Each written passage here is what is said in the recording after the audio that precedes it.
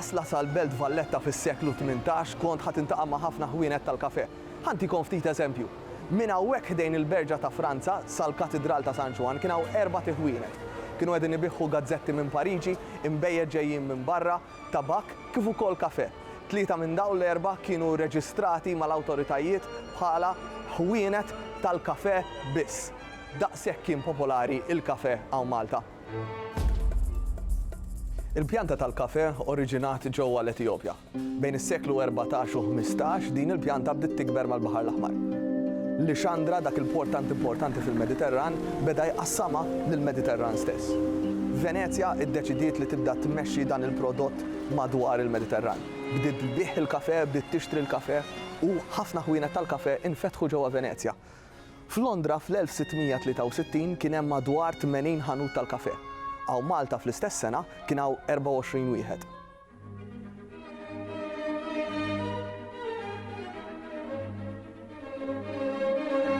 Il-belt kapitali tagħna għandha tkun gburija bil-konnessjoni unika li għandha mal-kafè.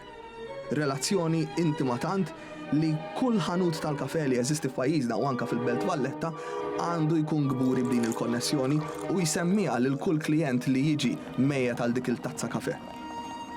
Fl-1665, Domenico Magri, assis Malti ġewwa Ruma, ippubblika l-iqdem trattat xjentifiku li jeżisti fuq il-kafè fid-dinja.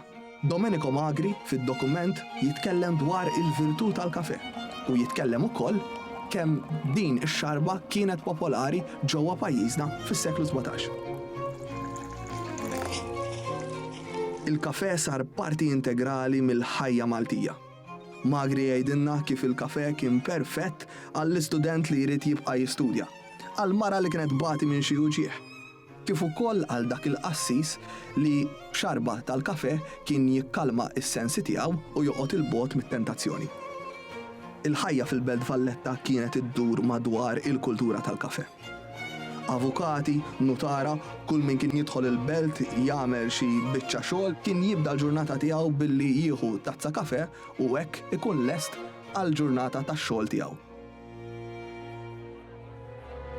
Li ma jgħidilniex Magri u li l-ħwienet tal-kafè jiġġeneraw l-għajdut. Għajdut li waslu għal pjanijiet makabri. Fis-snin 40 tas-seklu 18 hawn Malta kien hawn skjaf importanti ħafna, il-Baxxa Rodi, li dan xtaq ipattija lill-ordni. Il-pjan tiegħu kien li joqtol lill-Gran Mastru. Iddeċidew li jivvalenaw il-kafè tal-Gran Mastru. L-iskjaf personali tal-Gran Mastru Pinto iżda beda jibża.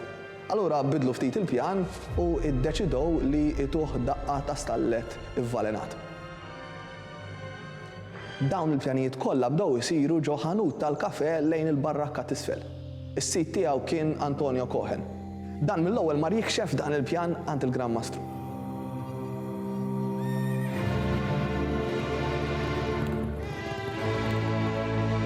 Mill-ewwel l-iżbirri u l-kavallieri bdew ifittxu min kien involut, jittorturawh, idendluh jew joqtluh. Cohen tal-li għamel dan kollu, il-Gran Mastru irregalah billi taħ dar kbira, strada merkanti u pensjoni għal ħajtu kollha. Darba li tkun widna tiġik tajba. Jekk il-kafè kienu wassal għal pjanijiet makabri, kienu wkoll jagħti l-enerġija lil min ikun tilfa. Insomma, hekk jgħidilna Angelo Cilia li kien qiegħed quddiem il-Maġistrat tat-Tribunale degli Armamenti. Il-Tribunale degli Armamenti kien fejn il-kursara jippruvaw jiddefendu l-aġir tagħhom. Il-kursara ma kinux mill-ħelwin u Giuseppe Stedan li kien il-logotenent fuq bastiment tal-Korso kienu għadhom kif qabdu bastiment Grieg. Dan kien mimli torok u ma sabu xejn ta' valur fuqu. Iżda kien hemm assis wara ta' dan il-bastiment li lil dan Giuseppe Stedan daħ suspett li kienet jaħbi xi flus fuqu.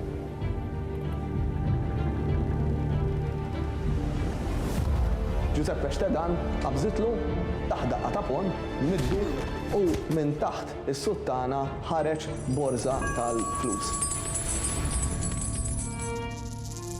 Angelo Cilia jgħidilna li l-kok tal-bastiment tal-kursara Maltin iddeċida biex jerġa' iġibu ftit f'sensieħ li jtieħ ftit kafè bir-rum li kien jinstab abbord.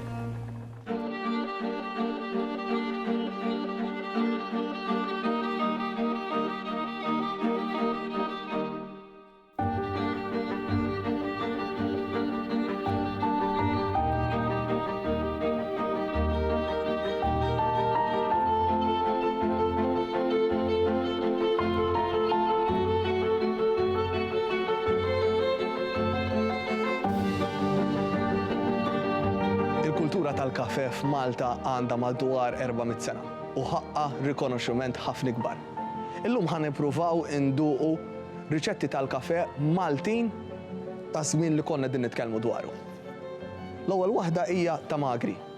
Domenico Magri li jgħidilna li trid talli il-kafè bl-imsimer tal-qronfol, tgħid il-kredu, hekk ikun sar il-kafè u żżidlu t-sokkor. Kif ukoll għandna riċetta l-oħra. Ir-riċetta li terġa' ittik l-enerġija kif tat lil dak il-qassis li qala daqqa ta' pon mingħand il-kursar Malti. Kafè, għallieħ u żidlu ir-ram kemm tixtieq inti.